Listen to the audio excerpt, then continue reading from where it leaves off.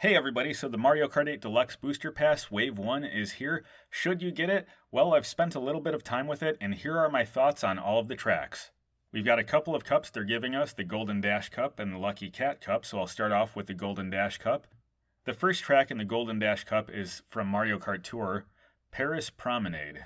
This track I found to be decent, nothing extraordinary or very special in my opinion, unless you really loved this track from Mario Kart Tour, for those of you who actually played Mario Kart Tour. A giant piranha plants in the middle of the track and at least one shortcut to speak of with a nice touch of Yoshis and Toads cheering you on from the sidelines. Not one I'm super excited to race on again unless friends really want to see this race on this one.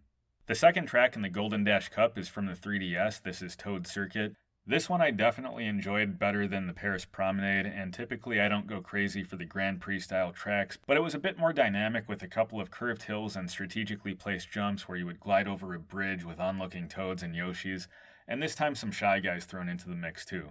Seemed a bit shorter maybe than the first track, but not as flat as it either. So the third track was the one I was most looking forward to, Choco Mountain from Mario Kart 64, and unfortunately, maybe because my expectations were too high, it didn't really meet them.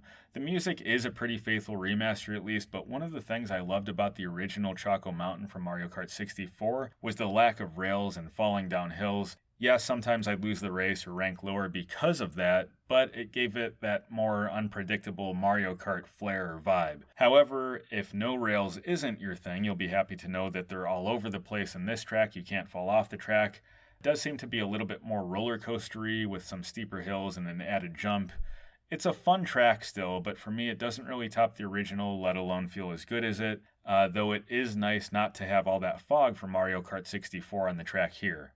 The final track in the Golden Dash Cup is Coconut Mall from Mario Kart Wii.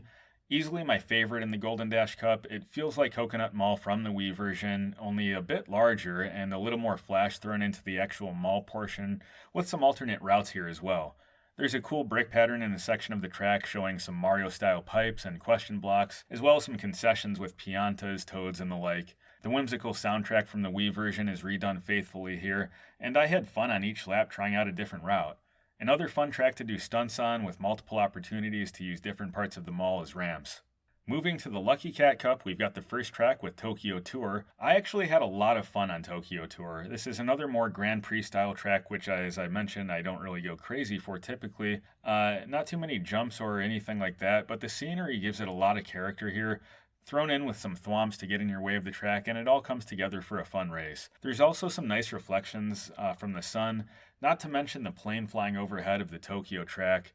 A fun one I look forward to trying again soon. Also, the Mario electrical support sign gave me a laugh with Mario holding a wrench. I have not seen or remember the last time I've seen an actual reference to Mario being a plumber, so that was kind of nice to see thrown in there. The second track, we've got Shroom Ridge from the DS. This one stood out to me aesthetically, just in the sense that they seem to try to capture that this was a DS track. Either that or it's just a lazy remaster, but either way, I thought it had a very nice and simple look to it. A bit reminiscent of Toad's Turnpike, just in the sense of there are actual cars driving alongside you, and it's a nice touch of having your headlights come on during the very brief tunnel section. Also a nice touch with the sun and the lens flare and reflections again. It's simple, but effective in my opinion. Track 3 in Lucky Cat, we've got GBA Sky Garden. This track has some pretty cool scenery, namely with the very cool looking clouds that actually have some animation to them. Almost like you can see water flowing within the clouds, or just the clouds having a certain flow to them. The track itself is okay, but honestly, I did not enjoy it any more than the similar track that's already in Mario Kart 8, and no booster pass needed for that. Track 4. Now track 4 in the Lucky Cat Cup, the last of the first wave of the booster pass here, is Ninja Hideaway. Easily my favorite of the Lucky Cat Cup, and easily my favorite track in all of the first wave of the booster pass. This original track I found to just be a ton of fun, from making a brief and very steep uphill climb to finding different routes, driving on rooftops, and once again, very fitting music for the track and Mario Kart vibe. It was really fun trying to get to different levels of the track, being carried by gusts of wind. It almost gave me a bit of a Diddy Kong racing vibe, just in the sense of there was a lot of adventure to it. And this is one I definitely look forward to playing again. So overall, I did have fun with the first wave of the booster pass. Again, Ninja Hideaway, easily my favorite. Coconut Mall was another standout. Unfortunately, I was a little bit let down with Choco Mountain.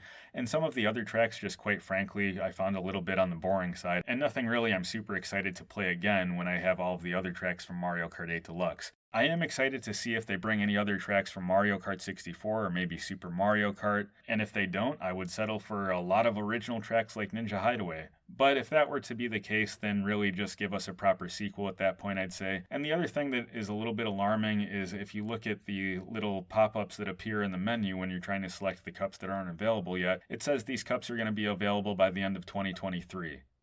Not the end of 2022, but by the end of 2023. Well, if that's the case, I would say just give us the sequel and release all of these waves a lot sooner than you originally planned, because that is a long time to just be dropping all this stuff on us. Now, if you have the Nintendo Switch Online Expansion Pass, you can download this right now. And so, it's no additional cost if that was the case. If you do have that membership, I would say go ahead. You have nothing to lose. Otherwise, in my opinion, this is nothing to write home about, other than Ninja Hideaway is really cool. Probably the best Mario Kart track I've played in a while. So, what does everybody think? Have you played the Booster Pass? I would love to know what you think about it in the comments below. And if you haven't already, subscribe, like, share the video, and I will catch you in the next video.